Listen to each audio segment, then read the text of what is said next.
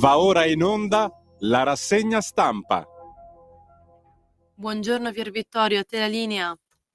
Ciao Sveva, allora mi senti? Vedete la condivisione schermo? Sì, ti vediamo, ti sentiamo benissimo.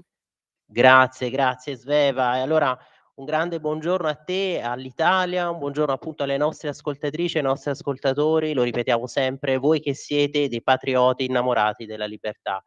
E allora con questo 2025 che si sta chiudendo vorremmo essere liberi dalle guerre e dai tanti conflitti che ancora insanguinano il mondo, ma anche dal conflitto che abbiamo qui vicino in Europa, quello appunto in Ucraina, e chissà se nel prossimo incontro con Putin, proprio nella Budapest di Orban, il presidente Trump riuscirà a porre fine anche a questo conflitto, dopo che è già riuscito, no, a far ottenere il cessate il fuoco per Gaza, ed essere riuscito a risolvere tanti altri conflitti, tante altre guerre. Parleremo dunque di questo in rassegna stampa, quindi di questo incontro che si dovrà tenere appunto a Budapest, ma ovviamente anche della sua preparazione. Ma non solo, parleremo, qui vedete già in condivisione schermo, anche di questa manovra economica con il testo appena licenziato, appena approvato dal Consiglio dei Ministri, una manovra che vale 18,7 miliardi di euro e che si concentra poi alla fine su quelle priorità che erano già state comunque interessate dalle precedenti manovre. Quindi, come ha ripetuto anche la premier Meloni, famiglia e natalità, riduzione delle tasse, sostegno alle imprese, sanità. E a questo si aggiunge anche il miracolo ottenuto dal ministro dell'economia Giancarlo Giorgetti, come l'ha chiamato lui stesso, cioè con l'Italia che torna finalmente in Serie A dopo che appunto l'agenzia DBRS Morningstar ha alzato il rating dell'Italia e l'ha portato addirittura ad A, dopo che era ancora nella tripla B, con un trend addirittura stabile positivo. Di nuovo poi focus sui territori durante questa rassegna stampa, perché vi faremo sentire anche l'intervista che abbiamo registrato al candidato della Lega per le prossime elezioni comunali di Lecco, ovvero Carlo Piazza. Come sapete lui capo segreteria del sottosegretario alla presidenza di Regione Lombardia Mauro Piazza, e poi per celebrare i 100 anni dalla nascita di Margaret Thatcher, della Lady di Ferro, la cui figura sapete è ancora attualissima, no, pensate al suo scetticismo verso il superstato europeo, le sue perplessità verso l'immigrazione di massa. Ecco, abbiamo sentito anche Luca Bellardini, direttore scientifico dell'associazione Guido Carli, ma che è il curatore di questo libro appena pubblicato da Liberi Libri, che appunto si intitola La donna che ha cambiato il mondo, Margaret Thatcher e la sua eredità.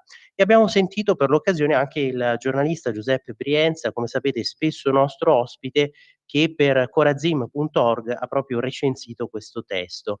Le vostre opinioni restano sempre fondamentali, quindi terremo il consueto filo diretto con voi. Diteci ovviamente tutte le vostre opinioni, i vostri punti di vista, quindi intervenite chiamando sempre allo 0292947222, 3 volte 2 finali, oppure potete scrivere i vostri messaggi, quindi o nei commenti sotto la diretta Facebook delle pagine della radio della Lega, oppure potete mandare anche i vostri messaggi al numero WhatsApp della radio, ovvero il 340 6709 659. E vi aggiungo anche le altre nostre coordinate solite, quindi il canale digitale della Radio DAB, dicevamo le pagine Facebook della radio e della pagina della Lega Salvini Premier, il nostro nuovo sito internet, quindi www.radiolibertà.net, e poi le app di Radio Libertà, quindi per entrambi i principali sistemi operativi, quindi iOS e Android, e naturalmente anche dal canale di YouTube. E vi rinnovo sempre il consueto invito, perché se siete stufi di questo panorama mediatico in cui appunto spadroneggia il politicamente corretto, che poi politicamente corretto a targhe alternate si potrebbe dire, no, perché dall'altra parte ci si può permettere di dare della prostituta all'avversario politico, di dare della cortigiana, vabbè, ma questo è un altro tema. Allora potete abbonarvi a Radio Libertà, potete sostenerci, basta veramente pochissimo per aiutare questa radio che, ripetiamo, è un unicum, e quindi andate sulle sezioni abbonati e dona ora del nostro nuovo sito internet. Allora vedete, qui vi ho aperto il Corriere della Sera di oggi, che dedica appunto a pagina 8 e 9 la spiegazione delle principali misure. Ecco qua vedete anche l'infografica, come arrivano i fondi da banche e compagnie, tagli ai ministeri, rincari dalle sigarette, dal settore finanziario entrate per 11 miliardi più accise sul diesel. E qui vedete la spiegazione insomma delle principali voci per questa manovra e quindi in milioni di euro quanto verrebbe per esempio, no, qui 2.700 quindi quasi 2 miliardi, quasi 3 miliardi per la riduzione aliquote IRPEF, la riduzione poi del carico fiscale sul lavoro, anche qui quasi 2 miliardi, altre misure fiscali, 1.582 milioni di euro, quindi quasi anche qui 1,5 miliardi di euro, sostegno a imprese e innovazione, quasi 3 miliardi di euro, politiche per la famiglia e spesa sociale, vedete, 1.582 milioni di euro, quindi quasi 1,5 miliardi di euro. E poi le voci, per esempio, per altri capitoli di spese, il fondo sentenze, vedete quasi 2 miliardi di euro, sanità, anche qui 2 miliardi di euro, pensioni 452 invece, milioni di euro. Questa è la fonte, ovviamente elaborazione Corriere su dati documento programmatico di bilancio 2026. La gran parte poi è delle coperture, vedete qui dall'infografica, quindi per esempio anche qui sempre in milioni di euro, quindi, quasi 5 miliardi per la verranno dalla rimodulazione delle spese del PNRR, la revisione per esempio della spesa dei ministeri che comporterà, quasi potrà garantire, 2.260 milioni di euro e poi quasi 5 miliardi di euro che verranno da misure a carico del settore finanziario e assicurativo. Il contributo di cui si è tanto parlato. Ma, andando a sfogliare anche vedete la prima pagina del Corriere, ovviamente dedicata a questo, una manovra da 18,7 miliardi di euro, Meloni grazie a banche e assicurazioni, tasse, famiglie, pensioni, tutte le misure. E quindi è una premier Meloni che dice grazie a banche e assicurazioni e poi invece qui viene subito scritto: "Allarme del presidente Mattarella sulla disparità degli stipendi". Avete forse già sentito il suo intervento in cui si lamentava questa disuguaglianza tra gli stipendi magari percepiti da manager e quelli da semplici impiegati. Qui vedete ancora il riferimento al femminicidio che è successo a Milano con la povera Pamela che, sapete è stata così barbaramente trucidata, massacrata, e poi invece quello che stavamo dicendo sul vertice che si dovrà, tenere anche con Putin, ma intanto il vertice che si è tenuto con Zelensky alla Casa Bianca, Trump a Zelensky: "La guerra può finire, ma frena sui missili". Eh sì, perché il rischio è proprio quello, no, di un'escalation ulteriore con questi missili Tomahawk che possono coprire comunque gittate medie, diciamo a raggio medio-lungo. Noi e i piani di Putin. Questo invece è l'editoriale "Una via difficile" di Marco Marisio. Siamo ancora in quel vicolo della vecchia Leningrado, dopo quasi 4 anni, a riflettere sul significato della reazione di un ragazzo, futuro presidente a vita della Russia, che giocava in un cortile invaso dai rifiuti e dai topi. Quando un grosso ratto, quel giovane Volodya, era riuscito a intrappolare con i bastoni e gli si rivoltò contro, lui prese il più grande spavento della sua vita e ne trasse una lezione che però i suoi biografi leggono in modo diverso, seguendo il filo di un racconto personale talvolta trasfigurato dalla convenienza del momento. Sapete, questo è uno degli episodi più citati della biografia di Putin e che spesso viene poi riproposto anche per far capire, no: "Ah, vedete il tiranno Putin che esperienza che aveva vissuto da ragazzo, da giovane, ed è una lezione che lui applica anche nei rapporti con gli altri stati, per cui bisogna dimostrarsi sempre forti, evitare di essere messi all'angolo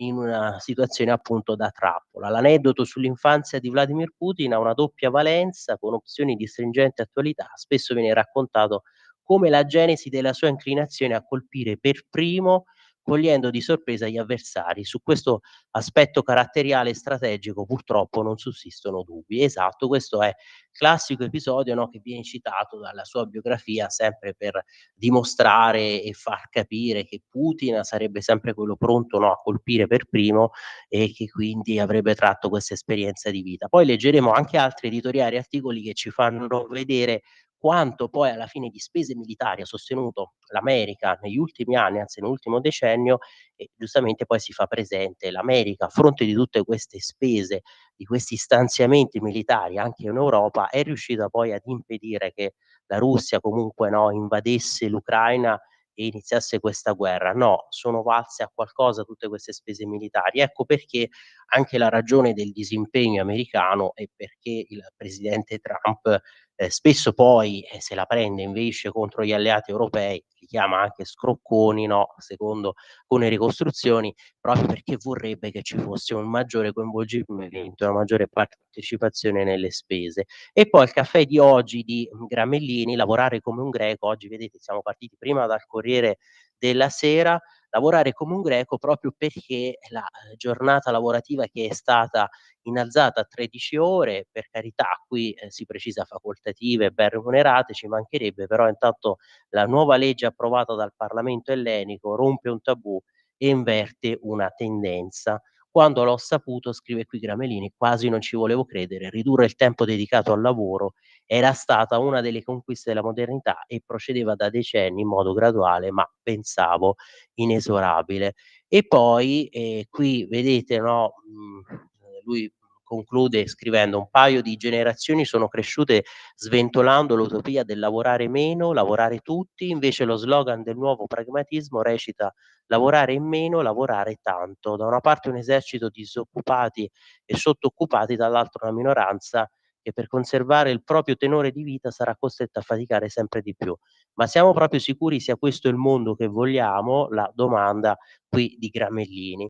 E poi vedete, per quanto riguarda invece lo stop dell'educazione sessuale per insegnamento, quindi nelle scuole, subito qui il Corriere che scrive: "Il passo indietro nelle scuole", e poi leggeremo tanti altri articoli che invece spiegano ma perché, qual è il senso, no, di obbligare i docenti, che dovrebbero essere lì comunque per l'istruzione, per la formazione, a occuparsi, obbligare i docenti a occuparsi di quella che comunque riguarda più l'educazione e dovrebbe essere magari competenza della famiglia.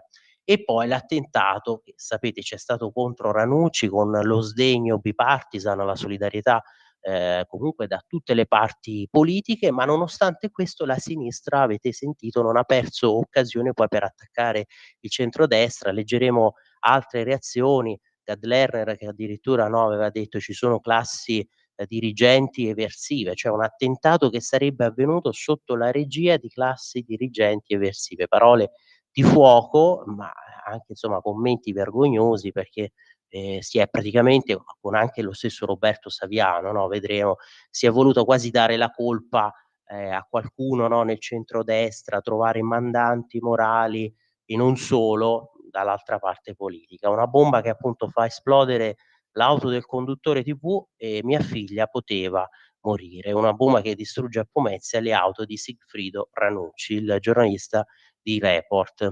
Qui io intanto vi apro adesso, però andiamo sulla prima pagina di Libero, quindi come le altre volte, no, vi ricordate rassegna stampa, ecco qui: tasse, casa, sanità, a chi vanno appunto i quattrini. Questo è il via alla manovra, protesta solo la CGIL, IRPEF giù fino a 50.000 €, confermato il bonus immobiliare al 50%, 7 miliardi in più alla salute. E poi quello che stavamo commentando, cioè di questo rientro in Serie A dell'Italia, nessuno, no, ci avrebbe creduto fino a qualche anno fa.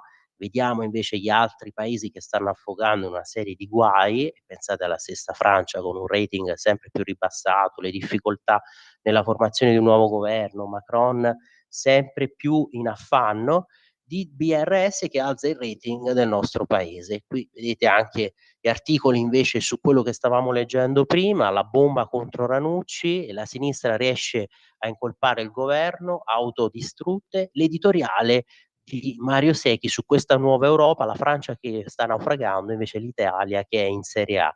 Le cose accadono fuori dalla bolla dei social media, il mondo è diviso tra la società del commento e del rancore e l'universo dei costruttori di futuro. La società del rancore, ovviamente no, come non pensare a Landini che ormai si atteggia veramente come il sorta di leader dell'opposizione.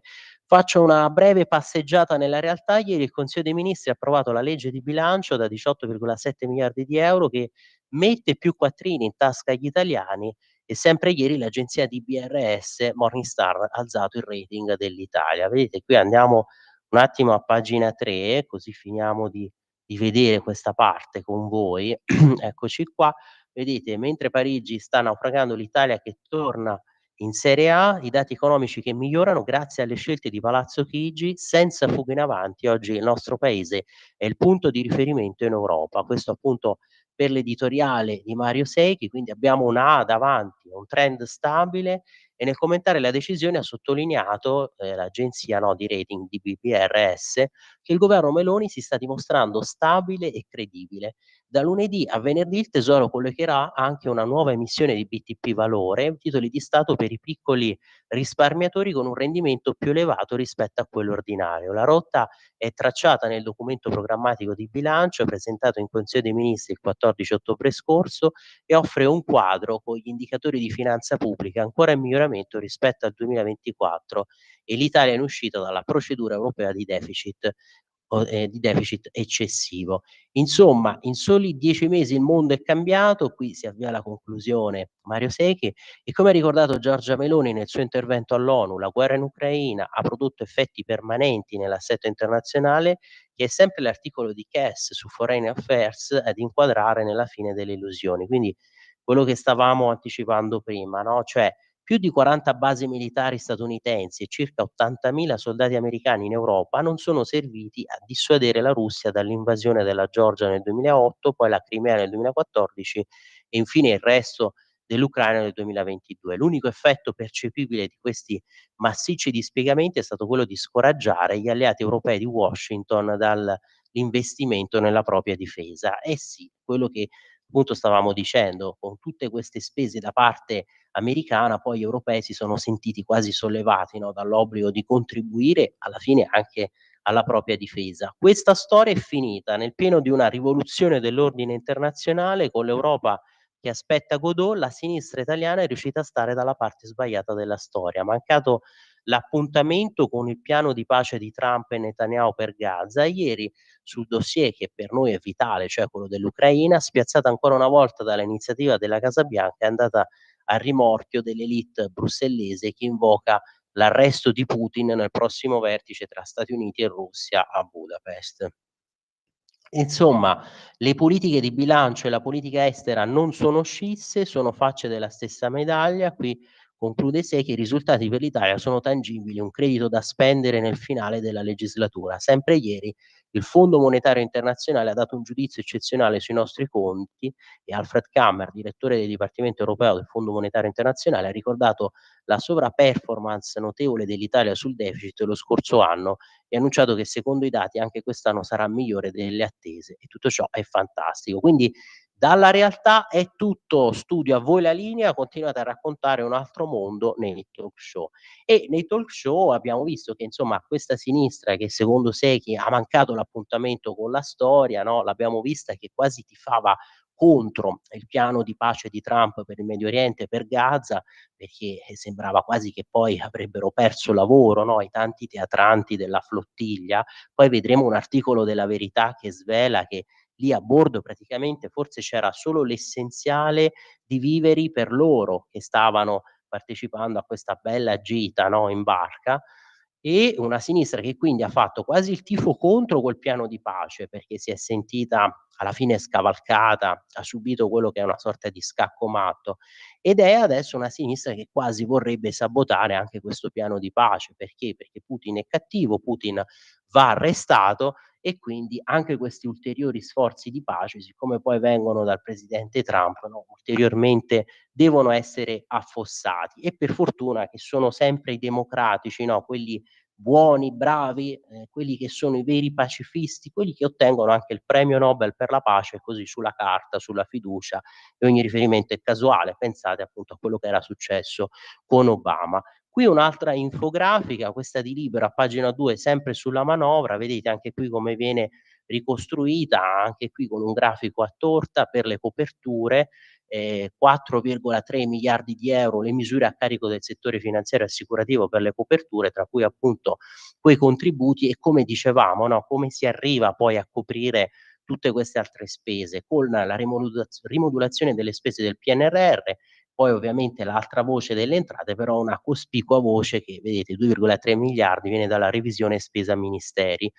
e anche qui poi elencati tutti i vari capitoli di spesa più significativi, rilevanti. Vedete 2,9 miliardi di euro sostegno alle imprese e all'innovazione, per la riduzione aliquote IRPEF 2,7 miliardi, sanità altri 2, fondo sentenze lo stesso altri 2 miliardi, e poi pensate, no, per esempio politiche per la famiglia e spese sociale, proprio per invertire questo trend demografico, di inverno demografico, 1,6 miliardi. E ovviamente le prossime tappe, perché questa è l'approvazione da parte del Consiglio dei Ministri, ma entro il 20 ottobre poi il governo che presenta in Parlamento la manovra e poi a seguito dell'approvazione del disegno di legge di bilancio in Consiglio dei Ministri, entro fine novembre poi è atteso il primo parere di Bruxelles sulla manovra italiana. E qui vedete la scansione temporale fino poi ad arrivare 31 dicembre come limite, no, temporale massimo, appunto poi la legge di bilancio che deve essere approvata da Camera e Senato per entrare in vigore il 1° gennaio del 2026. E quindi detrazione al 50% per le ristrutturazioni, 7 miliardi alla salute, questo aumento di rating, dicevamo l'esultanza, no, di Giorgetti, grande orgoglio, bonus pensioni, insomma approvata la manovra che non piace soltanto alla CGIL e perciò dicevamo insomma un Landini che diventa il leader qui dell'opposizione di fatto. Ritornando alla prima pagina di Libero però, vedete qui ci siamo, persi questa parte, prima non vi ho letto, quindi dopo Gaza tocca Ucraina e Cina, Trump che vuole la pace globale di Costanza Cavalli a pagina 9 e poi, l'Unione Europea che rosica e si mette di traverso, pretende che Orban arresti Putin e questo a pagina 15. Questa la reazione sui burosauri europei. E poi, l'editoriale invece di Senaldi su quello che ha detto la Salis, un'altra uscita di quelle, no, da far accapponare la pelle, da far venire i brividi, giustificando quello che è accaduto alla fine al termine, di questa trattativa che i 3 fratelli hanno praticamente tenuto con le forze dell'ordine, facendo saltare in aria poi la loro abitazione e adesso comunque si dovranno ricostruire le responsabilità. Sta di fatto che appunto 3 carabinieri sono morti, e però lei è riuscita di fatto quasi a giustificare l'accaduto gravissimo, dicendo che appunto questi gesti arrivano perché le persone sono disperate, perché non si rispetta il diritto alla casa. Sta di fatto che l'uscita ovviamente è stata una di quelle assolutamente imbarazzanti, fuori luogo, gravissime, e tanti anche a sinistra la stanno per questo mollando, tra cui pensate lo stesso Fratoianni. Eh sì, si arriva anche a questo, a perdere il sostegno, no, degli amici, degli alleati, quando alla fine la si spara grossa. Cioè l'Italia che ama i carabinieri, è loro grata e si sente protetta dalle divise, è l'Italia che ieri il Presidente della Repubblica Sergio Mattarella, il premier Giorgia Meloni e il governatore del Veneto Luca Zaia rappresentavano a Padova nella chiesa di Santa Giustina, nell'immensa piazza di Prato della Valle, ai funerali di Stato dei 3 militari morti. E qui vedete si va a pagina 13, insomma fatto gravissimo. Anche Fratoianni molla la Salis. Le follie di Ilaria ormai imbarazzano pure chi l'ha candidata per salvarla dai processi. Colpa del capitalismo, no, aveva addirittura sostenuto, quindi una contestatrice professionista diventata europarlamentare nelle liste di Alleanza Verdi e Sinistra per essere finita a processo in Ungheria con l'accusa di aver massacrato un giovane di estrema destra ed essere stata portata in tribunale ammanettata per le mani e per i piedi. Qui vedete l'ultimo saluto ai militari di Casteldazzano, Meloni e Mattarella ai funerali e quindi qui il momento proprio per ricordare questi 3 carabinieri che, si sono proprio immolati nel loro senso del dovere. Un Sergio Mattarella visibilmente commosso che ha reso omaggio a ciascuno dei 3 feretri dei carabinieri morti nel rogo di Casteldazzano al termine delle esequie dei 3 uomini dell'Arma rimasti uccisi nello scoppio del casolare. E, poi sempre per rimanere qui sul Libero, passiamo anche appunto poi alle altre testate perché vedo sono già le 8:29, allora intanto ve lo apro, visto che lo stavamo anticipando anche questo.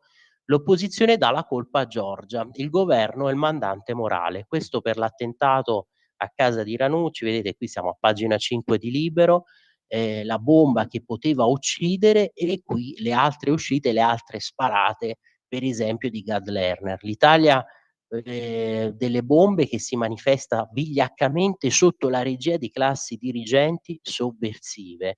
E poi addirittura le altre sparate, no, abbiamo detto anche dello stesso Saviano, ma per esempio sul sito di Repubblica, qui ve la leggo, ve la lancio, prima della pausa, poi ci ritorniamo, vedete il drammaturgo e attore teatrale Stefano Massini che usa l'ironia: "In Italia non ci sono problemi con la libertà di informazione e di stampa, la Presidente del Consiglio va negli Stati Uniti e dice che lei non parla con la stampa italiana, ma non ci sono problemi. È tutta una cattiveria, tutta una menzogna. L'Italia è un paese perfetto." Insomma, con questa, ironia, queste frasi appunto dal sapore così sarcastico, gli attacchi contro il governo, quasi si vuol far credere, no, che ci siano delle responsabilità da parte dell'attuale esecutivo.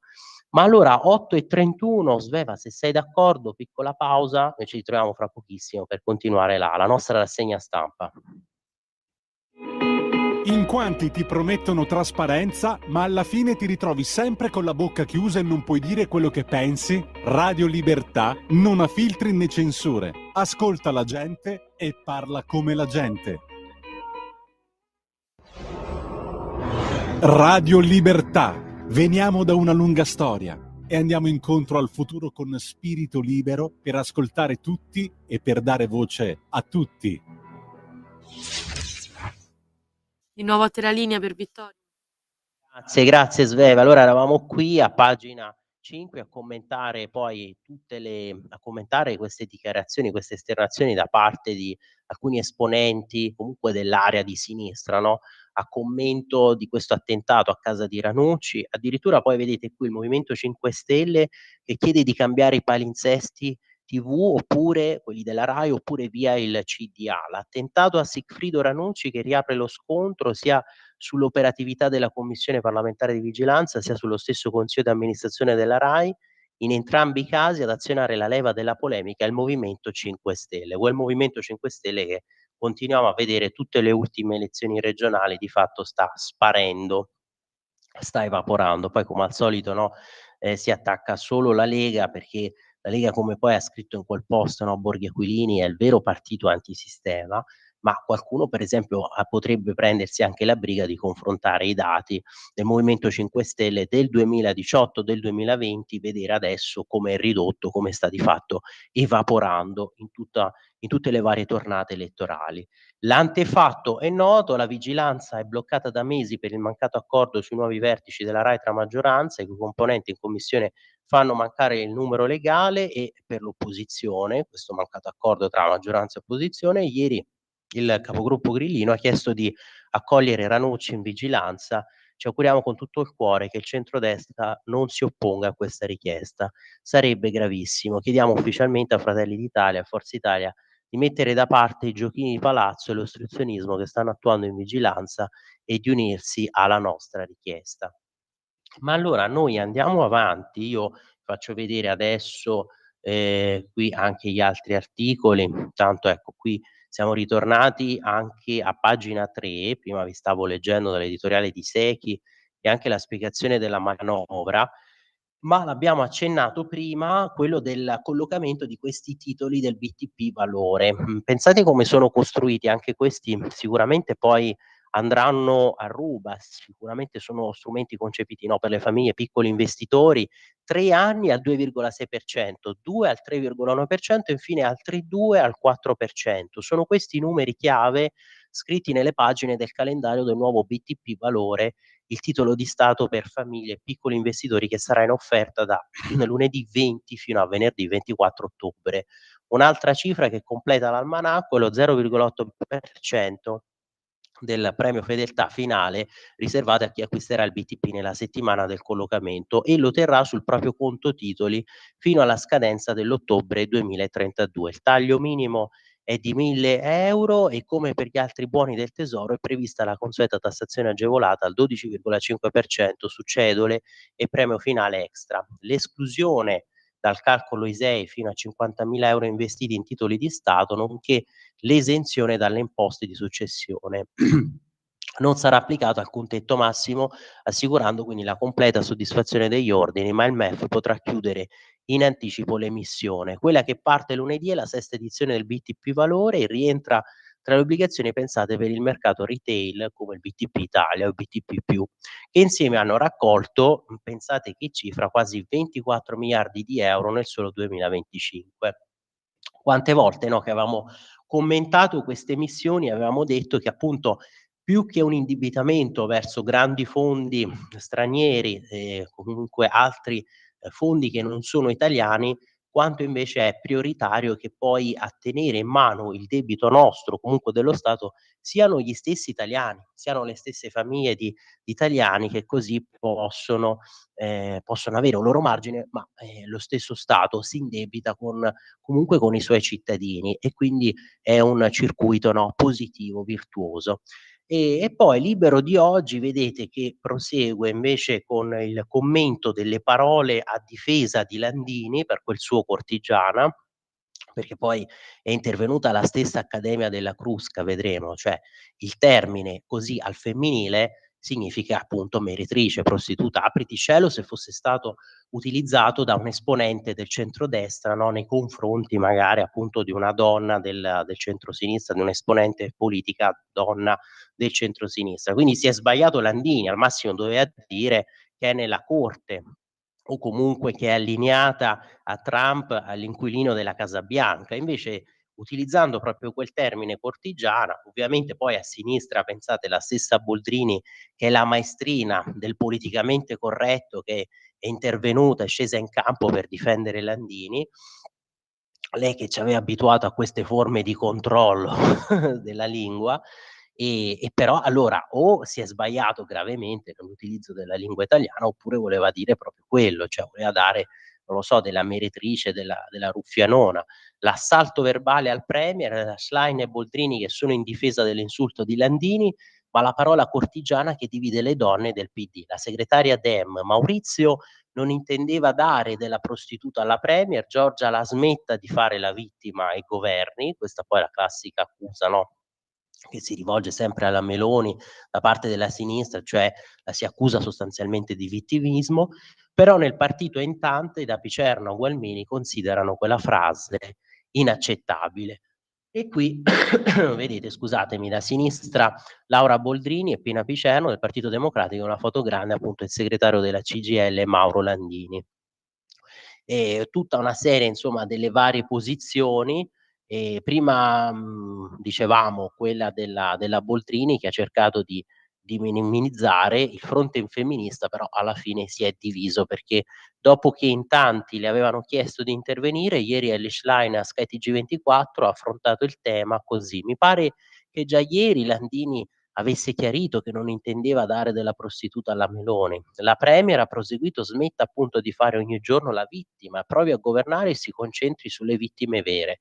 E lavoriamo insieme non solo sulla repressione della violenza sulle donne, ma anche sulla prevenzione. Insomma, basta esagerazioni. E poi la stessa Laura Boldrini, prima di lei a prendere le distanze dalla Meloni, scusando il segretario della CGIL, era stata appunto Laura Boldrini che pure è particolarmente sensibile a questi temi, anzi spesso, no, abbiamo detto che su altri temi, su questioni diciamo di contenuto magari non la sentivamo aprir bocca, se non su questi o sulla difesa dell'immigrazione illegale, dell'invasione. E lei, sensibile su questi temi, essendo stata tante volte oggetto di insulti sessisti. Direi alla maggioranza, ha spiegato la Boldrini in un'intervista alla Repubblica, di non strumentalizzare le parole di Landini per nascondere invece altro, perché è evidente che c'è stato un equivoco. Non bisogna fare vittimismo. Ha poi ricordato che da presidente della Camera e ora da deputato del PD, che ha subito violenze verbali, penso che in questo caso ci sia stato un grande equivoco. Ascoltando per intero l'intervento di Landini è chiaro che il segretario volesse dire che la Meloni fa parte della corte di Donald Trump, come se stesse usando quel termine al maschile, non al femminile. Ha spiegato come al maschile il termine cortigiano ha un significato diverso dal femminile cortigiana. Alla domanda su come avrebbe reagito la sinistra a parti invertite, quello che stavamo, no, dicendo prima, ha risposto che bisogna ascoltare il discorso per intero, altrimenti si rischia di farne un uso strumentale. Non penso che ci sia stato un intento di offendere in modo sessista la presidente Meloni, ma di fare una considerazione politica intendendo che la Meloni è politicamente subalterna a Trump. Mi sembra una forzatura, escludo che Landini volesse far riferimento al significato di prostituta, ha usato la parola sbagliata. E insomma vedete come alla fine accorrono qui a giustificare Landini, come intervengono subito per scusarlo. Dovremmo vedere anche altre parti qui, di Libero, come per esempio sulla gazzarra anti-Venezzi, che fa saltare l'opera La Fenice, i sindacati che boicottano la nomina e cancellano l'apertura della stagione teatrale. E allora anche qui ci viene da domandare: ma pure questa,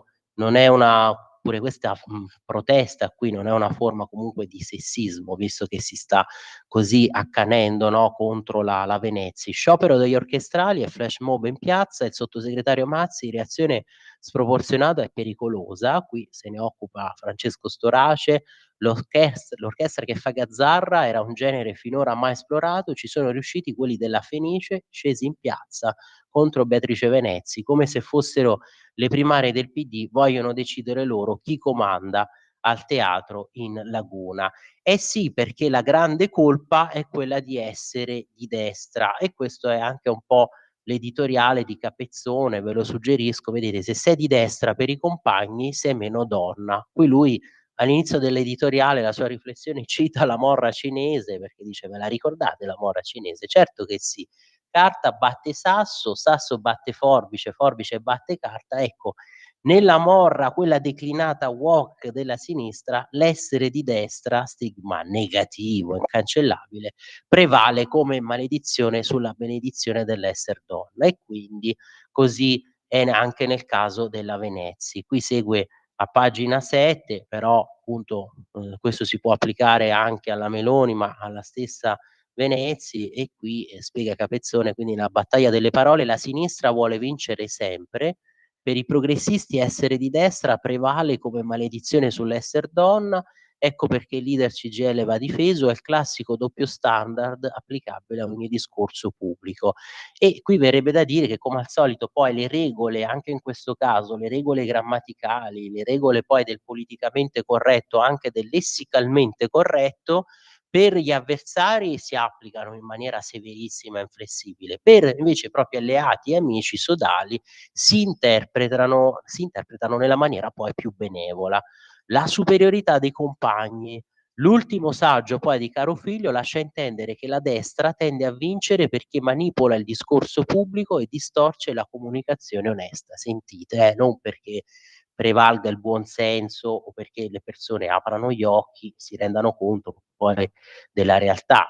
Perché per esempio avete visto, no, per mesi quanta propaganda martellante, quanta finta narrativa su questa flottiglia, poi è venuto fuori che lì non c'erano manco i viveri sufficienti, un altro po' per chi era lì in viaggio. Ma a questo punto, siccome ve l'ho citato, infatti andiamoci a pagina 9 della Verità di oggi, intanto vi apro qui vedete la, prima pagina, perché così andiamo avanti anche con le altre testate. Vedete, prima pagina di Verità di oggi, il governo che taglia le tasse, la UE che invece le alza, proprio perché la Commissione europea sta invece valutando la possibilità di aggiornare le aliquote fiscali sugli alcolici, nel mirino il vino. Poi quello che stavamo leggendo prima, Mattarella, troppi squilibri nelle retribuzioni, Giorgia Meloni che replica con noi i salari reali che sono tornati a salire.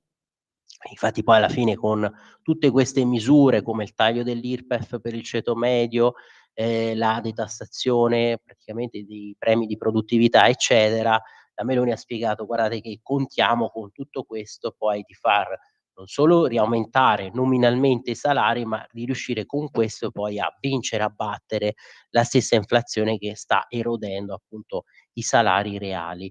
E vi dicevo, a pagina 9 della Verità di oggi, invece la flottiglia che era senza veri aiuti, andiamo un attimo qui appunto, a vedere questa parte. Vedete, il cibo per Gaza ha sfamato i velisti. A bordo delle bagnarole trovati pochissimi viveri, alcuni avariati, eppure i marinai dichiaravano di avere 200 tonnellate di beni. Autogol, quindi del reduce Scotto del PD, mostra orgoglioso in un video gli aiuti umanitari, nient'altro, pensate? Che un cartone con pacchi di plastica. E noi per settimane, per mesi ci siamo sorbiti questa propaganda che veramente degna poi alla fine di una sceneggiatura di Hollywood per come era costruita qui la commedia in atto. Ogni fornitura è arrivata nella striscia invece grazie ai canali ufficiali e quindi ora non c'è dubbio, siamo stati spettatori di un grottesco teatro galleggiante. Alla fine il bilancio è disarmante, nessun chilo di aiuti effettivi è giunto a Gaza, ma la flottiglia ha generato ore di dirette social, raccolte fondi e visibilità politica. Ogni aiuto autentico è benvenuto, ha ribadito il Ministero degli Esteri israeliano, ma non useremo le nostre coste per operazioni di disinformazione. Così quella che doveva essere la carovana della speranza si è trasformata in un teatro galleggiante dove la parola solidarietà è servita da maschera a un'operazione di propaganda. 3 cambuse vuote e scatole di pasta, la Global Sumud Flottiglia resterà come simbolo della solidarietà urlata ma inutile. Invece, a proposito di fatti concreti e di iniziative che meritano di essere seguiti, iniziative meritano di essere seguite, c'è questo evento oggi che si tiene a Roma, ve lo apro da qui, vedete, sabato 18 ottobre, organizzato da Expo Consumatori 2025, quindi nell'ambito del Maker Faire, trasformare le buone abitudini in attitudini, che si tiene proprio al Gazzometro Ostiense di Roma, 3 giorni, vedete Expo Consumatori che ospita l'evento di lancio del progetto Generazione CER e che vede coinvolta la nostrissima Alessandra Mori, che salutiamo, sapete microfono d'oro quest'anno per Radio Libertà, ma anche, Alberto Luigi Gusmeroli, appunto il presidente della 10ª Commissione Attività Produttive, Commercio e Turismo alla Camera dei Deputati, sapete l'onorevole Gusmeroli, spesso nostro ospite qui su Radio Libertà. E allora vedete oggi, per esempio, nel panel tra le 10:30 e le 12:30 verso un futuro di consumi e risparmi sostenibili, c'è proprio la moderazione da parte della nostrissima Alessandra Mori, qui vedete, no, per la trasmissione Pop Economia Radio Libertà, lei che ha vinto il microfono d'oro, con l'apertura da parte del ministro Gilberto Pichetto Fratin, ministro dell'ambiente e della sicurezza energetica. Quindi un dialogo aperto sulle sfide e le opportunità della sostenibilità, dove i consumi circolari e tutelati, la mobilità sostenibile e la transizione energetica diventano strumenti di cittadinanza attiva. Un convegno proprio intitolato Consumatori, imprese e istituzioni, un patto per la sostenibilità appunto del consumo. E allora, quindi se siete in zona potete andarci, non perdetevelo, ve lo ricordo, quindi a partire dalle 10:30 fino alle 12:30 e qui indicato ovviamente dove, esattamente Aula 22, Palazzina F, Istituto Superiore Antincendi ISA, questo appunto che si tiene nel Gazzometro Ostiense di Roma. Ma noi andiamo avanti per questi ultimi minuti, no, di rassegna stampa, prima poi di come dicevamo, aprire questo focus sui territori e sentire quello che ci ha detto Carlo Piazza, il candidato della Lega per le prossime elezioni comunali a Lecco. E allora andiamo anche sulla Verità di oggi, a pagina però 6, proprio per parlare invece di questo incontro Trump-Putin in Ungheria. Dicevamo a sinistra si aspetterebbero un mandato di arresto, l'esecuzione del mandato di arresto da parte della Corte Penale Internazionale. Vedete l'Unione Europea che fa i capricci, poi cala le braghe. Prima protesta, dopo Bruxelles accoglie con favore il summit da Orban, nessun divieto di viaggio. La Corte Penale che strepita, che chiede di arrestare lo zar, i magiari invece se ne infischiano, lo aspettiamo con rispetto. E quando dicevamo poi delle voci che arrivano dall'est, di questo vento che soffia dall'est e che fa ben sperare per l'Europa e che invece fa tremare i burosauri, vedete che cosa è successo a Fico, che è stato cacciato dalla sua famiglia, perché sapete, il partito che guida è comunque un partito socialista, ma è stato cacciato dal PSE, il Partito Socialista Europeo, perché si chiede lui: "Ho messo il maschile e il femminile in Costituzione?"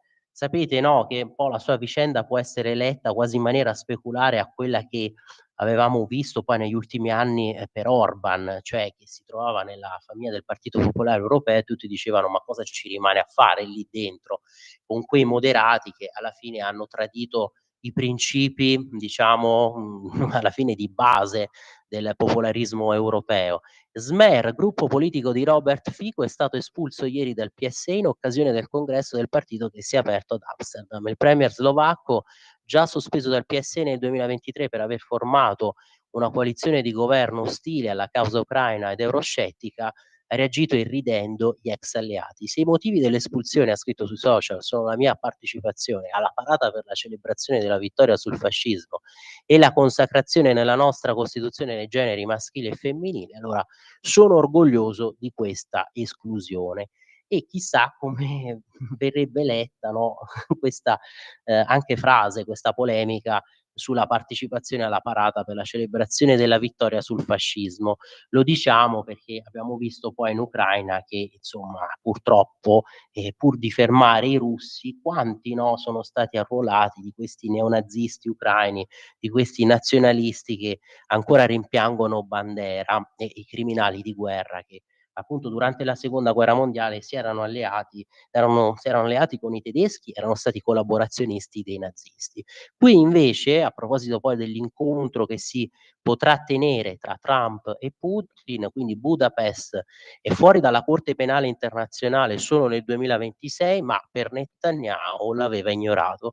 E poi invece questo sondaggio imbarazzante, quando si dice no, che Putin è pronto ad invadere l'Unione Europea, la Polonia sarebbe insieme ai paesi baltici uno dei primi paesi che potrebbe subire questa invasione, il sondaggio imbarazzante per i polacchi, solo il 50% non si arruolerebbe in caso di invasione.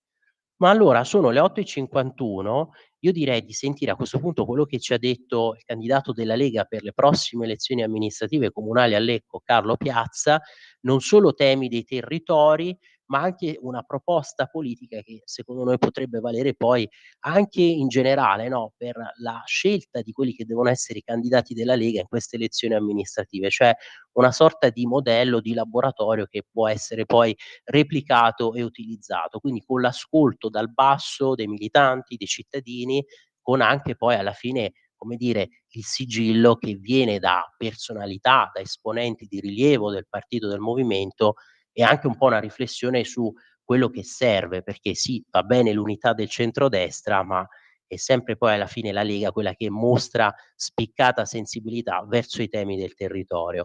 E allora, se sei d'accordo Sveva, 8:52 credo che ce la facciamo sentire adesso l'intervista a Carlo Piazza e poi noi rientriamo per gli ultimi minuti della rassegna stampa. Okay. Allora oggi è in collegamento con noi di Radio Libertà Carlo Piazza, candidato sindaco della Lega per le prossime elezioni amministrative comunali a Lecco. Carlo, grazie per essere qui con noi, è un vero onore per noi averti come ospite. Grazie a te per l'invito e un caro saluto a chi ci ascolta. Grazie Carlo. Ricordiamo che appunto sei capo segreteria poi del sottosegretario alla presidenza di Regione Lombardia Mauro Piazza. E allora Carlo, subito con te torniamo a parlare di territori, ma anche appunto di elezioni amministrative. E ultimamente ci eravamo occupati invece di queste recenti elezioni regionali, ma con te ovviamente affrontiamo questo tema delle prossime elezioni comunali che ricordiamo si terranno a Lecco proprio nel 2026. E allora com'è nata questa tua candidatura con la Lega? Quali sono i punti chiave del tuo programma? Ma è una candidatura che è nata dal basso, cioè con la partecipazione e il sostegno di tanti amici militanti che mi hanno chiesto di mettermi in campo. Diciamo che il direttivo cittadino poi l'ha passato, diciamo, questa candidatura, questa indicazione al direttivo provinciale che poi ha validato e mi ha indicato come candidato per la Lega. Poi ho avuto la fortuna e l'onore di avere anche alcuni endorsement di persone di primissimo piano lecchesi come Antonio Rossi e questa cosa poi ha fatto sì che anche Forza Italia e la lista civica Lecco Ideale sostenessero la mia candidatura. Adesso noi siamo in questa fase di ascolto, noi continuiamo con i nostri gazebo, il tema molto sentito in città è quello della sicurezza, infatti stiamo lavorando e stiamo cercando di capire come costruire al meglio delle soluzioni per risolvere questo problema che anche a causa, diciamo, di questo lassismo portato avanti dall'amministrazione comunale ha fatto sì che Lecco diventasse un po' la meta di questi maranza da parte di tutta un po' della Brianza e da Milano e diciamo che stiamo studiando un metodo molto molto importante da mettere a terra, con anche, ma abbiamo lanciato questa idea nella scorsa estate, di attivare una sorta di vigilanza privata in collaborazione con la polizia locale, un modo, diciamo, per presidiare meglio il territorio. Chiaro, chiarissimo. E a proposito proprio di sicurezza, tu l'hai anticipato, questa deve essere proprio una delle urgenze, no, per Lecco. Infatti, lunedì prossimo presso il monastero dell'Avello a Calalzio Corte si terrà anche questo incontro pubblico promosso proprio dalla Lega, che è dedicato ai temi della sicurezza del territorio. Sarà ospite anche Nicola Molteni, ricordiamo sottosegretario di Stato al Ministero dell'Interno, che ovviamente illustrerà le politiche del governo in materia di sicurezza pubblica e legalità, ma il dibattito sarà moderato proprio da te. Quindi la sicurezza che resta una delle priorità per il territorio di Lecco. Sì, in particolare grazie ai nostri consiglieri provinciali abbiamo portato prima in consiglio provinciale la richiesta di attivazione dell'operazione Strade Sicure nella nostra provincia, iniziativa che poi grazie a tutto il gruppo della Lega in consiglio comunale abbiamo portato anche all'attenzione del consiglio comunale. Lì, in maniera diciamo pazzesca, il sindaco, nonostante le evidenze che sono state mostrate dai nostri consiglieri, si è astenuto, andando per tenere buona la sua maggioranza, diciamo. E adesso siamo in attesa nelle prossime settimane di avere la fine di questa verifica tecnica da parte del Ministero per ottenere nella nostra stazione del comune capoluogo e in altre stazioni prioritarie di tutta la nostra provincia la presenza dell'esercito come sistema di deterrenza per far sì che spaccio e soprattutto questi maranza che stanno un po' imperversando vengano stoppati fin dall'inizio. Chiaro. E un altro tema invece riguarda anche questa decisione dell'amministrazione comunale di Lecco proprio di localizzare una nuova caldaia per il sistema di teleriscaldamento proprio nel cuore della città. E voi come Lega vi siete schierati contro questa decisione, verrebbe localizzato proprio nell'area dell'ex Caleotto e quindi verrebbe compromesso anche il recupero di quest'area urbanistica. Ecco, avete già tenuto lunedì un volantinaggio, domani se non sbaglio ci sarà anche il gazebo, giusto? E chiederete proprio un referendum consultivo perché si possa esprimere proprio la cittadinanza. Sì, diciamo che un po' in maniera calata dall'alto l'amministrazione ha deciso di mettere al centro della nostra città, a pochi metri da Villa Manzoni, per intenderci, cioè che è il luogo simbolo della nostra città, questa centrale. In maniera particolare il Consiglio Comunale nelle scorse settimane ha autorizzato in deroga l'installazione di camini con un'altezza superiore ai 25 metri, pensate bene, che è una cosa che, diciamo, oltre l'impatto visivo, è una cosa pazzesca dal punto di vista ambientale. Cioè nel cuore della nostra città noi avremo una centrale a gas che funzionerà sì in parte con i cascami termici derivanti dalla produzione che viene fatta lì a Lucale 8, ma soprattutto dal gas che viene messo all'interno, diciamo, di questi tubi enormi. Questa è una cosa che noi riteniamo non si possa fare, anche perché la cittadinanza non è stata adeguatamente informata e soprattutto il Consiglio Comunale è stato reso poco partecipe di questa iniziativa. E quindi, sentendo che la cittadinanza è fortemente contraria a questa localizzazione, ci siamo attivati come Lega, stiamo raccogliendo le firme, ci sarà il primo gazebo e soprattutto faremo tutte le azioni necessarie per evitare che si compia questo scempio urbanistico e ambientale. Assolutamente sì. E Carlo, ecco, riflettendo un po' su quello che è stato l'andamento di queste tornate amministrative regionali, eccetera, ti chiedo, serve ovviamente unità nel centrodestra, ma sicuramente però c'è anche e soprattutto bisogno della Lega per una maggiore attenzione nei confronti dei territori. Lo chiedo a te perché questo modello che comunque stiamo sperimentando a Lecco con te, un modello che possiamo dire perfettamente, no, lombardo, può essere proprio da utilizzare, da impiegare e poi da rilanciare a livello poi nazionale federale. Sì, direi di sì. A Lecco abbiamo l'opportunità di metterci la faccia, di fare un bel risultato come Lega. Diciamo, io ho avuto l'onore in questo momento di fare il front runner del nostro movimento, ho 33 anni, un ragazzo giovane, e poi soprattutto sono affiancato anche da altri ragazzi giovani che per la prima volta si candidano. Quindi, diciamo, rinnovamento, ma anche, diciamo, la consapevolezza e la fortuna di avere con noi nella squadra valenti consiglieri comunali che da tanto tempo portano avanti le battaglie della Lega. C'è un sano mix per far sì che siamo protagonisti nel centrodestra e puntiamo a fare un ottimo risultato, arrivando anche, perché no, primi all'interno della nostra coalizione. E allora veramente Carlo, grazie per essere stato qui con noi e ovviamente un in bocca al lupo proprio di cuore per questa tua candidatura, per questo tuo percorso e speriamo soprattutto che poi questa campagna, questa candidatura possano imprimere quell'impulso che si ha bisogno non solo per il movimento, per la Lega, ma proprio per i territori, per che siano ascoltati, no, i cittadini e siano poi alla fine accolte le loro richieste. Grazie a te, viva il lupo, viva la Lega, viva Matteo Salvini e avanti tutta per noi. Grazie, grazie ancora Carlo, veramente alla prossima e ancora in bocca al lupo. Crepi il lupo.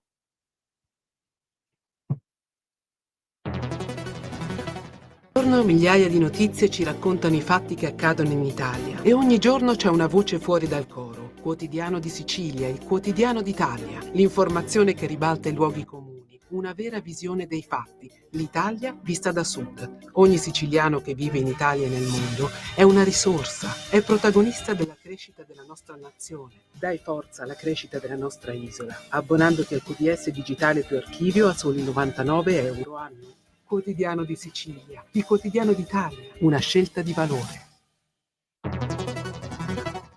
Di nuovo a te la linea per Vittorio. Grazie Sveva.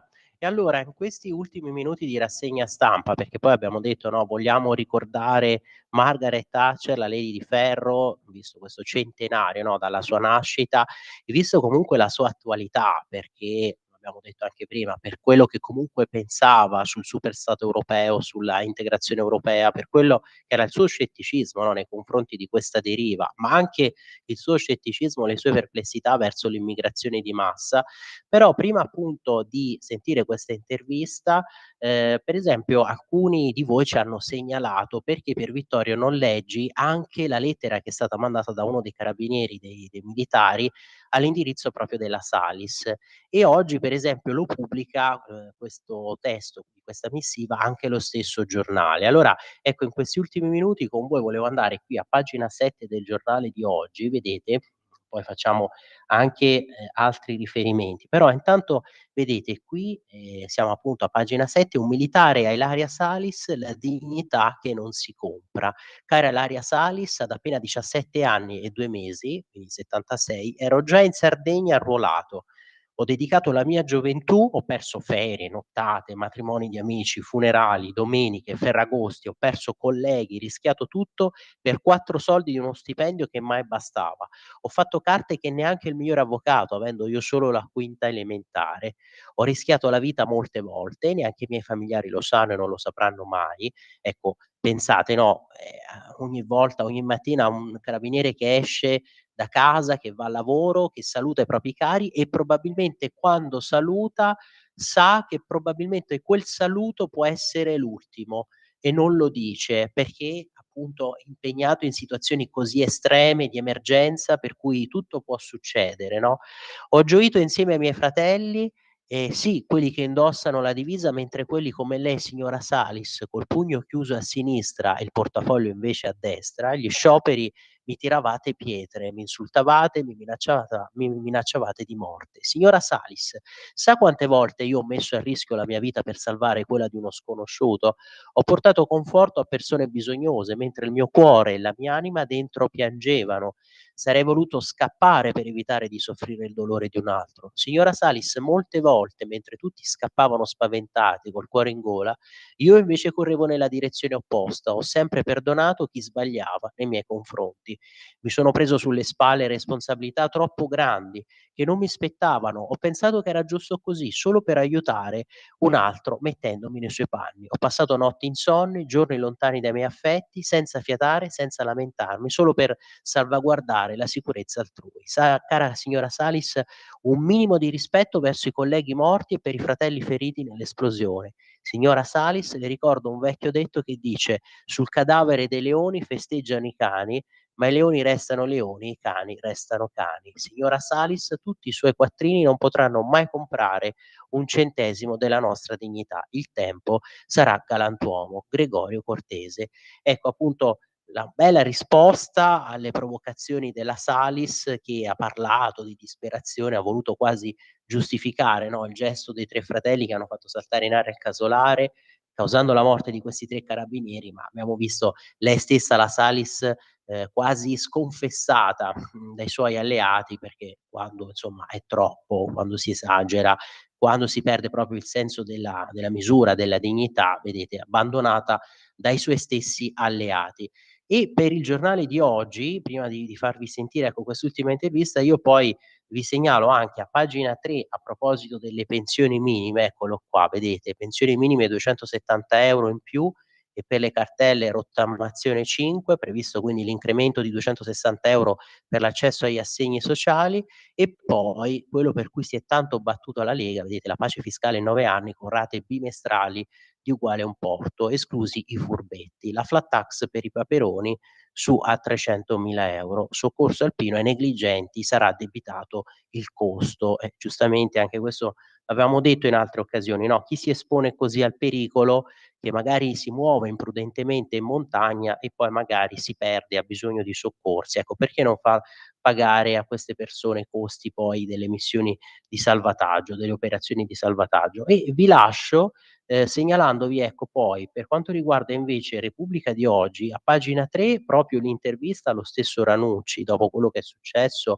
con l'attentato. Qui vedete, no, appunto pagina 3 di oggi: minacce bossoli di anni, stavolta potevano uccidere, le accuse che delegittimano. Siccome si è detto che alla fine la colpa di quello che è successo dipende dall'atteggiamento del governo del centrodestra nei rapporti con l'attuale Rai, vedete qui c'è la domanda diretta da parte dell'intervistatore, no, di Concita Sannino, che gli chiede: "Ma insomma, alla fine quanto pesa l'isolamento vissuto in Rai o gli attacchi anche da alte cariche dello Stato? La russa vi chiamò calunniatori seriali", la Russia che però sapete, no, non ha fatto mancare la propria attestazione di solidarietà, di vicinanza per quello che è successo. E lui risponde, Ranucci: "Noi non facciamo sconti a nessuno, certo questo danneggia, delegittima. Parla in generale, essere additati come calunniatori seriali non è che non aiuta me, non aiuta nessuno che sia impegnato in inchieste".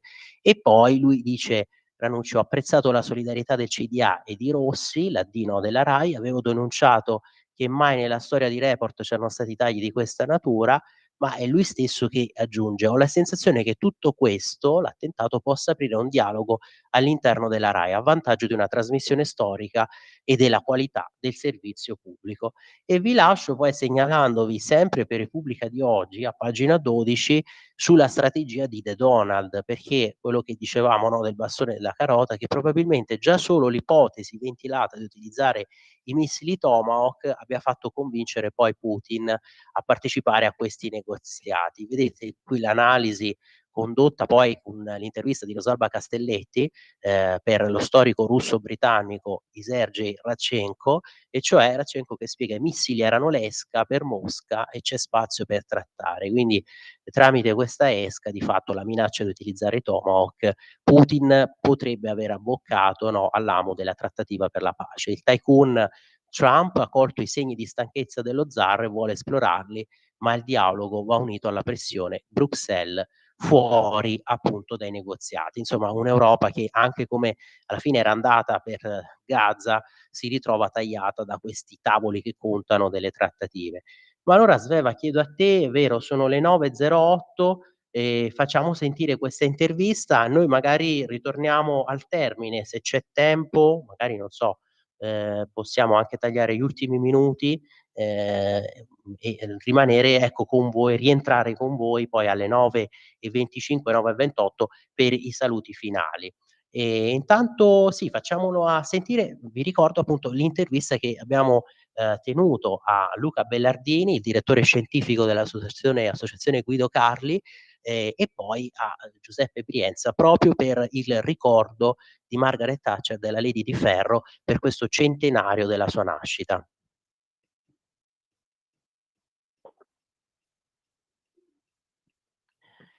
E allora oggi in collegamento con noi di Radio Libertà, Luca Bellardini, direttore scientifico dell'Associazione Guido Carli, nonché curatore del libro La donna che ha cambiato il mondo, Margaret Thatcher e la sua eredità. Allora, libro edito da Liberi Libri, e Luca, grazie per essere qui con noi, è un vero onore averti come ospite. Grazie a voi per l'invito, è un vero piacere anche per me. Grazie Luca. E poi sempre in collegamento con noi oggi il giornalista Giuseppe Brienza, come ricorderete, vaticanista, scrive per Corrispondenza Romana, corazimo.org e non solo, spesso nostro ospite. Giuseppe, grazie per essere di nuovo qui con noi, è sempre un onore e un piacere averti come ospite. Grazie Pier Vittorio, un saluto a tutti gli ascoltatori. Grazie Giuseppe.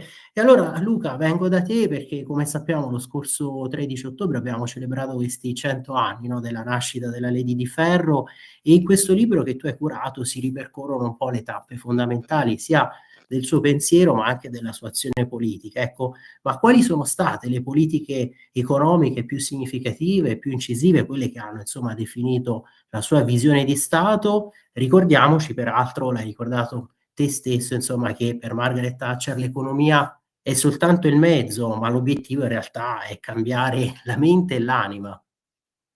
Assolutamente, diceva proprio così la stessa Thatcher, e questo ci aiuta, diciamo, a smitizzare un po' l'idea che si è diffusa di diciamo, di una leader profondamente, rigidamente liberista, inflessibile a qualsiasi afflato, diciamo, sociale.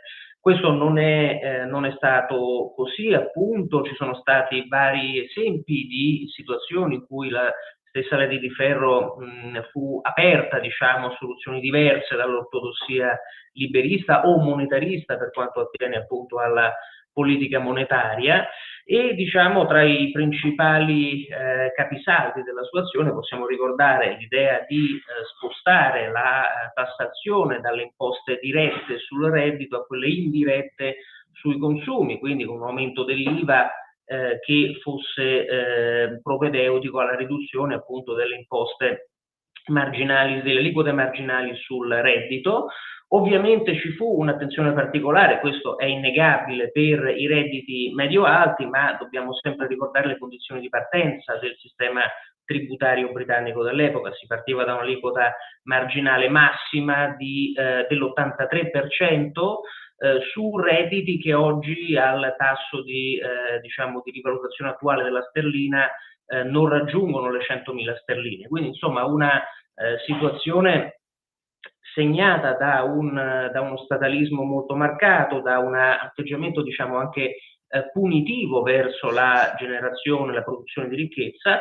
Ovviamente la Lady di Ferro cercava di invertire questa tendenza non soltanto statalista, ma anche questa visione negativa della ricchezza che c'era stata negli anni precedenti, quelli che alcuni economisti diciamo di formazione non certo liberale definiscono come i 30 gloriosi. Dalla fine della seconda guerra mondiale, il 45 al 75, che poi è l'anno in cui Margaret Thatcher diventa leader del Partito Conservatore, si erano succedute politiche tutte nella direzione di maggiori poteri allo Stato centrale e minore, diciamo, libertà di azione all'individuo.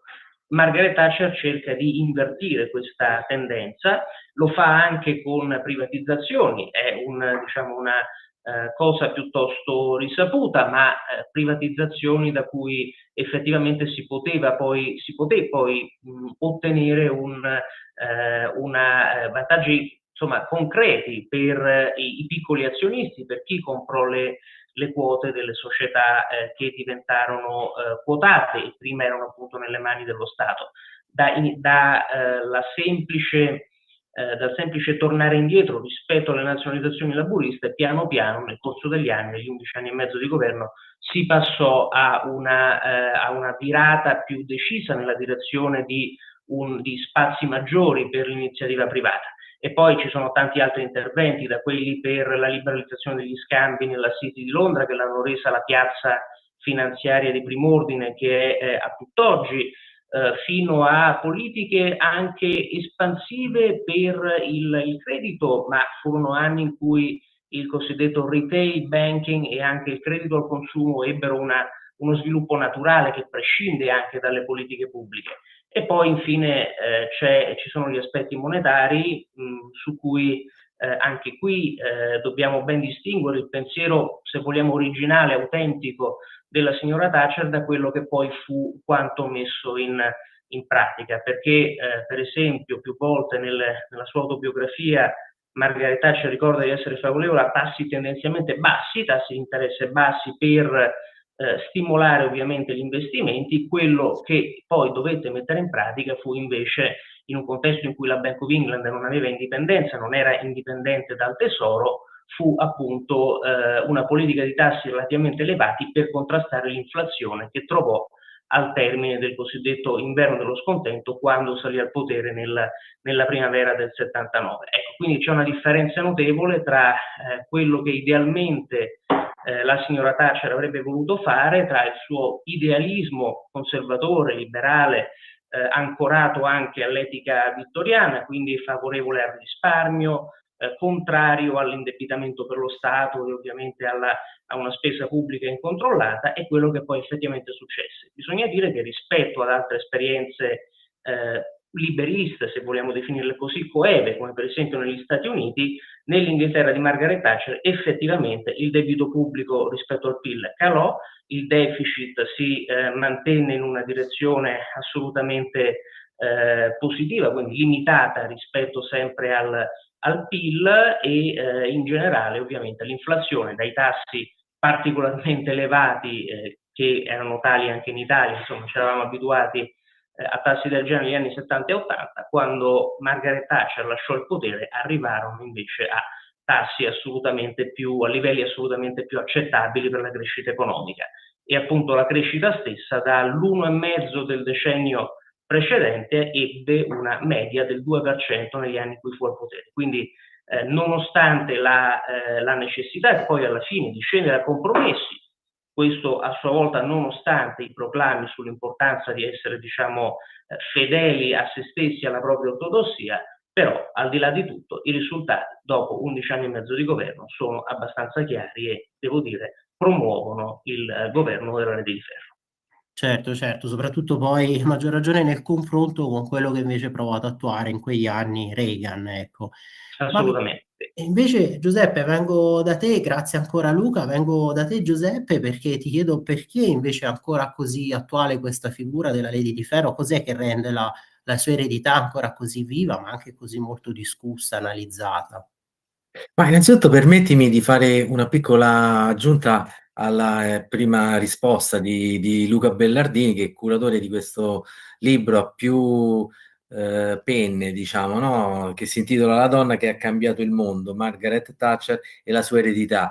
Dico subito che l'unica cosa che non mi piace di questo libro è il titolo, perché da cattolico la donna che ha cambiato il mondo è Maria di Nazareth, insomma è solo lei. In realtà purtroppo poi è stata demonizzata Margaret Thatcher e per questo anche questo nostro piccolo contributo, ma soprattutto il libro curato da Luca Bellardini. No, dicevo, solo un flash, permettimi Pier Vittorio, le privatizzazioni di Margaret Thatcher sono state quasi all'opposto di quelle italiane, nel senso che mentre in quel contesto della Gran Bretagna erano finalizzate a recuperare economia, efficacia, efficienza ed economicità allo Stato, e quindi forza allo Stato, dalla parte nostra, diciamo, purtroppo sono state per lo più una svendita del patrimonio pubblico finalizzata invece a ridurre la efficacia e l'efficienza dello Stato. E poi volevo risponderti, insomma, alla tua domanda, ti ringrazio, traendo chiaramente anche dai contributi di questo libro pubblicato da poco, no? Da Liberi Libri, oltre al saggio di Luca Bellardini c'è anche il professor Lorenzo Castellani, che seguiamo spesso sui media nazionali e anche internazionali. No, dicevo, innanzitutto Margaret Thatcher nei suoi quasi 12 anni di governo, dal 1979 al 1990, ha sempre difeso ad oltranza il sistema sanitario nazionale britannico. Quindi a maggior ragione sgombriamo il campo da vederne la leader del turbocapitalismo, oppure del liberismo selvaggio, oppure dell'economia che uccide. Già da questo vediamo che non è proprio così la leggenda nera su Maggie. Tanto più che poi ci sono non pochi osservatori che vedono nel sistema sanitario britannico i principi ispiratori della riforma tanto amata, diciamo così, anche dalla sinistra italiana, che è il Servizio Sanitario Nazionale Italiano. Poi che hanno copiato più o meno bene, questa è un'altra questione. Secondo motivo, secondo me, per cui è attuale Margaret Thatcher, indubbiamente è il sogno di un'Europa diversa da quella centralista, statalista e diciamo anche laicista, che è vero che è figlia diciamo poi degli anni 90, del periodo dell'Unione Europea, ma se andiamo a scavare anche poi le origini della Comunità Europea, in realtà dietro i tre grandi padri fondatori che sempre si citano, no? Schuman, De Gasperi, Adenauer, c'erano dei tecnocrati, i quali avevano proprio questo approccio. Ebbene, Margaret Thatcher è attuale perché fin da prima di essere a 10 Downing Street, cioè alla sede del governo britannico, ha sempre avuto molta cautela verso l'ipertrofia normativa, verso il centralismo, e si può dire che dopo il suo governo la questione europea ha assunto quel rilievo che ha portato poi i britannici a volere l'uscita dall'Unione Europea, la Brexit, quindi una preparazione culturale, economica e politica prima della Brexit che non è stata l'apocalisse che ci hanno presentato. Ultimo punto, ma veramente a flash, chiaramente Pier Vittorio, riguarda un argomento delicato, cioè quello del riequilibrio fra il diritto di sciopero e l'abuso del diritto di sciopero. Noi sappiamo che Margaret Thatcher ha dovuto affrontare quasi un anno di sciopero dei minatori tra l'84 e l'85 e senza volerla beatificare, per carità, però ha saputo imporre un principio che è quello che il diritto va riconosciuto, ma l'abuso del diritto rimane l'abuso del diritto, e l'intervento, se vogliamo, più o meno all'interno della deontologia democratica, questo è un argomento su cui non si può entrare, ma è stato sulla base di due capisaldi che devono rimanere per il bene di una società organizzata: il turbamento dell'ordine pubblico e il turbamento, allora si chiamava della libertà veicolare, cioè della mobilità, diciamo, delle città. Ecco, mi sembra molto attuale perché sappiamo anche da ultimo che cosa determinano degli scioperi che bloccano dei servizi pubblici essenziali. Esatto, attualissima per questo, ma attualissima anche per le sue posizioni che erano molto nette, per esempio in materia di immigrazione, quanto continuavano a dibattere di questo tema, perché soprattutto sull'immigrazione illegale lei affermò che il Regno Unito era uno dei paesi più densamente popolati al mondo, non poteva permettersi una massiccia immigrazione che poi non fosse accompagnata da una reale integrazione.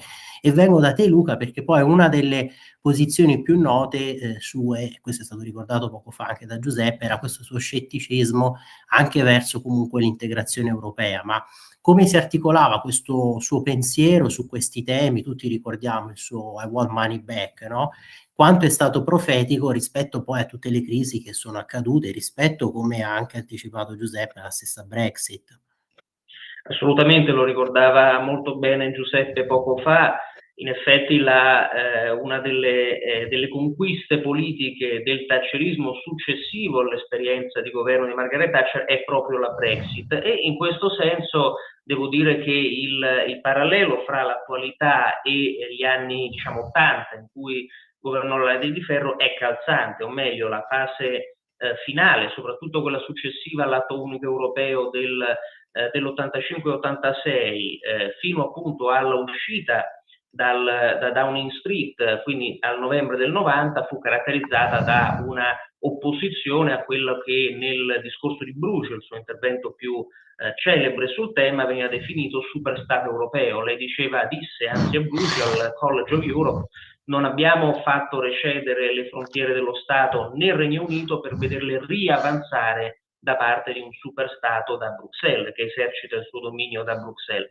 Ed è esattamente l'approccio con cui molti conservatori, ma poi molti britannici, insomma il 52% di loro ha votato a favore dell'uscita del Regno Unito dall'Unione Europea, quando appunto nel 75, quindi 40 anni prima, era stato lo stesso partito conservatore appena con Margaret Thatcher appena giunta alla sua guida, che era stato uno dei protagonisti della campagna a favore dell'ingresso nella Comunità Economica Europea da parte del Regno Unito. Quindi in quei 40 anni qualcosa era cambiato, e appunto dall'atto unico firmato a Lussemburgo, ma con un importante meeting preparatorio del Consiglio Europeo a Milano nell'85, fino al 90, pochi giorni prima della caduta di Margaret Thatcher, l'Unione Europea era andata in una direzione che non piaceva ovviamente alla leader britannica. Una di queste ragioni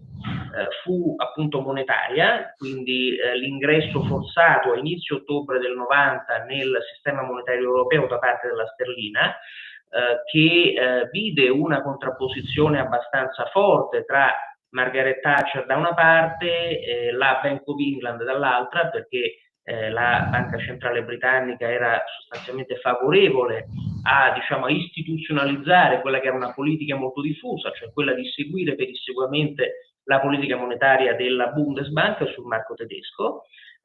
Il suo cancelliere Lo Scacchiere aveva una posizione intermedia, ma sostanzialmente più vicino, quello storico Nigel Lawson, ma più vicina appunto alla Bank of England, quindi favorevole allo SME.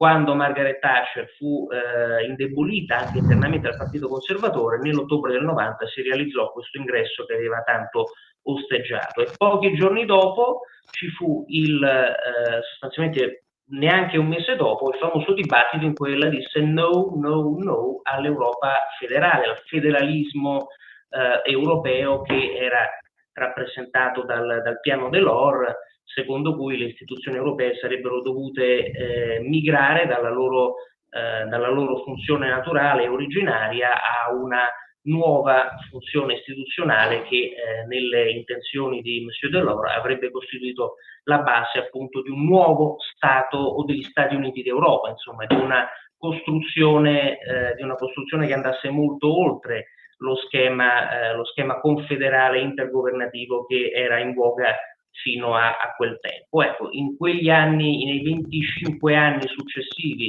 alla caduta del governo di Margaret Thatcher, il Regno Unito ha messo nero su bianco, mi sembra, la sua opposizione a quel modello di Europa, e quindi ha avuto una battuta d'arresto notevole quando il 52% degli elettori britannici che si recarono alle urne il 23 giugno del 2016 disse contro ogni pronostico che rimanere nell'Unione Europea non era il loro desiderio.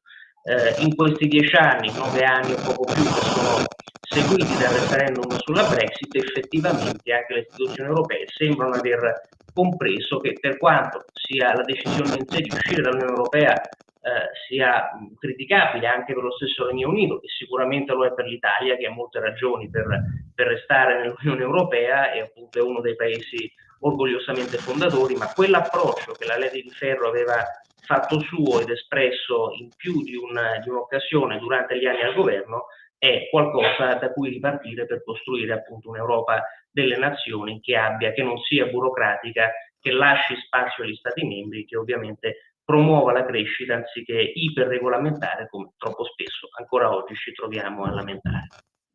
Eh sì, effettivamente che sembra che poi questa eredità sia stata raccolta adesso principalmente soprattutto da Farage, che ha ottenuto e incassato il suo risultato politico, però insomma anche gli stessi conservatori inglesi hanno celebrato la Lady di Ferro, e comunque è un dato imprescindibile, insomma, questo suo scetticismo.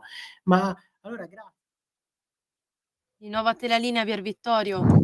Grazie Sveva. Allora abbiamo sentito questa intervista, questa conversazione, no, con Luca Bellardino e Giuseppe Brienza, anche per ricordare l'attualità proprio della Lady di Ferro di Margaret Thatcher. Noi siamo arrivati alle 9:28 al termine di questa lunga cavalcata. Io prima di salutarvi volevo con voi riprendere anche la prima pagina del giornale di oggi, perché c'è l'editoriale, no, di Alessandro Sallusti, Lunga vita a un nemico, e questo anche per commentare, no, ovviamente l'attentato a Ranucci e anche per rimarcare la differenza, io direi quasi ontologica, tra una certa parte politica che comunque rispetta, riconosce l'avversario politico, anzi assolutamente manifesta tutta la propria solidarietà, e dall'altra invece una parte politica che delegittima l'altro, lo denigra e a volte crea proprio un clima di odio. E qui infatti Alessandro Sallusti commenta e nel finale conclude scrivendo: la verità non è esclusiva di qualcuno, qualsiasi storia può essere raccontata o quantomeno assemblata in modi diversi da quelli scelti da Report, e quello che abbiamo fatto in passato è quello che continueremo a fare in futuro. E su questo tema poi ovviamente era intervenuto anche il nostro direttore Giovanni Sallusti, io ve lo riapro da qui, con i 2 editoriali di ieri, quindi solidali con Ranucci, nessuno tocchi l'avversario. Per chi se lo fosse perso, ecco, potete recuperarlo anche dal sito con la versione, diciamo, di trascrizione. Intendiamo che il fatto gravissimo che ha colpito Ranucci ci dà l'occasione di riflettere sul fatto che a tutti i livelli, dalle semplici parole in un talk, in un'intervista, alle manifestazioni nelle strade, va ripristinata la civiltà del confronto anche quando è il più duro. Il rispetto della persona dell'avversario deve essere intoccabile. E poi anche, dicevamo, l'altro editoriale, sempre su questo caso, invece a commento delle uscite delle esternazioni di Saviano, che non ha perso occasione per distinguersi negativamente. Su Ranucci Saviano non resiste, colpa del governo. E insomma, il solito errore, e qui aveva commentato poi il nostro direttore: stiamo prendendo troppo sul serio Roberto Saviano, ci scusiamo con tutti voi. E allora grazie a te Sveva per questa nostra cavalcata assieme, grazie a tutti voi per l'ascolto, per i messaggi, e ovviamente non smettete di essere liberi, forti, senza paura, come è stato ripetuto a Pontida. Buon fine settimana, buona continuazione qui su Radio Libertà. Avete ascoltato la rassegna stampa. Open your eyes, this is the world. Sic et non, una chiacchierata in libertà